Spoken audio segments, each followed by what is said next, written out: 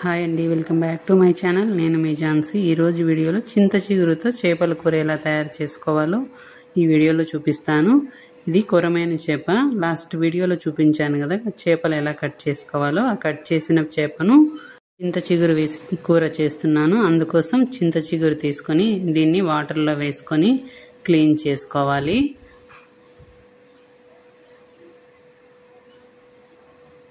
తర్వాత స్టవ్ మీద ఒక పెనం పెట్టుకొని అందులో మనం కడిగి పెట్టుకున్న ఈ చింత చిగురును వేసుకోవాలి.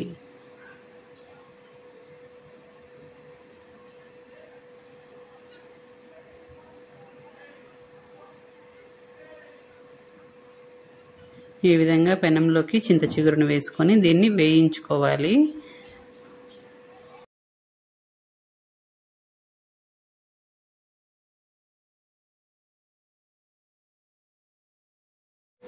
ఈ చింత చిగురు కాస్త గోల్డెన్ కలర్ వచ్చే వరకు వేయించుకొని పక్కన పెట్టుకోవాలి. తర్వాత ఒక గిన్నెలోకి వాటర్ తీసుకొని అందులో చిన్న నిమ్మపండు అంత సైజు చింతపండు తీసుకోవాలి. కొద్దిగా ఈ చింతపండును ఒకసారి వాటర్ వేసి కడిగేసి మళ్ళీ వాటర్ పోసి నానబెట్టుకోవాలి. తర్వాత ఒక మిక్సీ జార్ తీసుకొని అందులోకి కొద్దిగా చెక్క, ఒక 4-5 లవంగాలు వేసుకోవాలి. అలాగే ఒక 1/2 స్పూన్ వరకు మెంతులు, 1 స్పూన్ జీలకర్ర వేసుకోవాలి. తర్వాత ఒక ఆనియను, 2 వెల్లుల్లిపాయలు, ఒక చిన్న అల్లం ముక్క వేసుకొని వీటన్నిటిని మెత్తగా గ్రైండ్ చేసుకోవాలి. అలాగే కొద్దిగా మిరియాలు కూడా వేసుకోవాలి. ఇలా కచ్చాపచ్చగా గ్రైండ్ చేసిన తర్వాత మనం వేయించి పెట్టుకున్నాం కదా చింత చిగురు, ఈ చింత చిగురును కూడా ఇందులోకి వేసుకొని మెత్తగా గ్రైండ్ చేసుకోవాలి కొద్దిగా వాటర్ వేసి.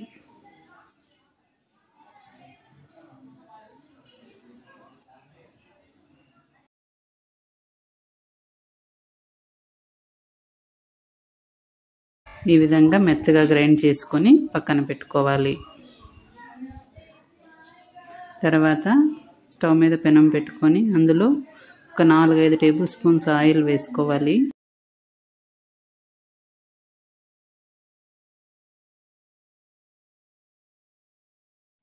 ఆయిల్ బాగా హీట్ అయిన తర్వాత ఇందులో 1 స్పూన్ ఆవాలు వేసుకోవాలి. అలాగే కొంచెం జీలకర్ర, కొద్దిగా కరివేపాకు, ఒక ఆనియన్ ఇలా చిన్న చిన్న ముక్కలుగా కట్ చేసుకొని వేసుకోవాలి. వీటన్నిటిని బాగా వేయించాలి.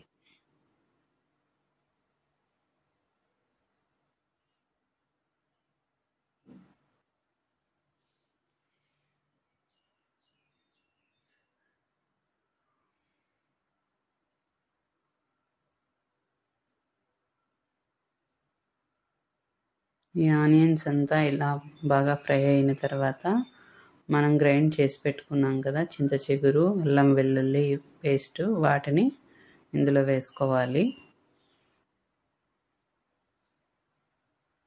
దీనిని కూడా వేయించుకోవాలి.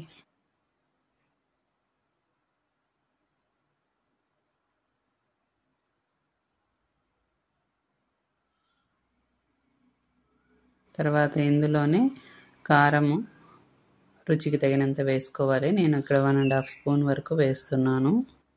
పులుపు ఉంటుంది కాబట్టి కారం కాస్త ఎక్కువే పడుతుంది. అలాగే ధనియాల పొడి 1 స్పూను,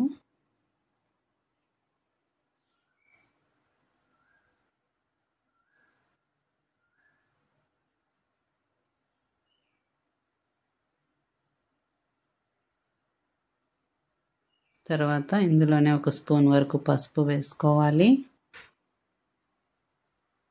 అలాగే కొంచెం ఉప్పు వేసుకొని వీటన్నిటిని పచ్చివాసన పోయే వరకు బాగా వేయించుకోవాలి. ఈ మసాలా అంతా ఎంత వేగితే కూర అంత రుచి ఉంటుంది.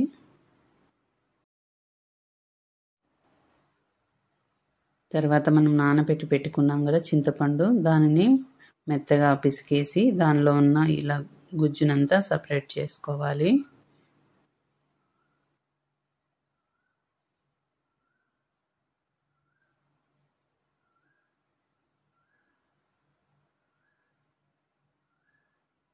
ఈ మసాలా అంతా బాగా పచ్చివాసన పోయి ఇలా నూనె తెల్లే వరకు వేయించుకున్న తర్వాత మనం పిసికి పెట్టుకున్న ఈ చింతపండు రసాన్ని ఇందులో పోసుకోవాలి. అలాగే తగినంత వాటర్ వేసుకొని ఈ గ్రేవీనంతా బాగా ఉడికించుకోవాలి.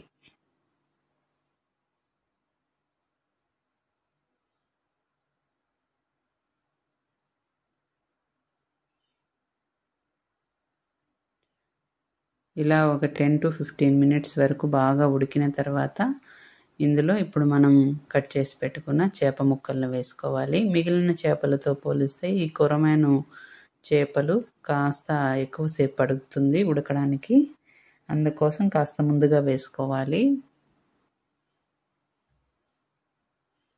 ఇలా చేప ముక్కలన్నింటినీ ఇందులో వేసేసుకొని మంటని లో ఫ్లేమ్లో పెట్టుకొని బాగా దగ్గర పడే వరకు ఉడికించుకోవాలి.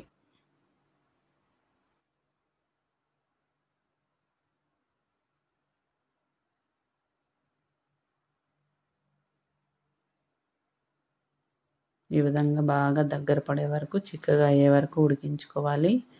ఇలా తయారు చేసుకున్న చేపల పులుసు అన్నం, సంగటి, చపాతీ, పూరి లాంటి వాటిల్లోకి చాలా రుచిగా ఉంటుంది.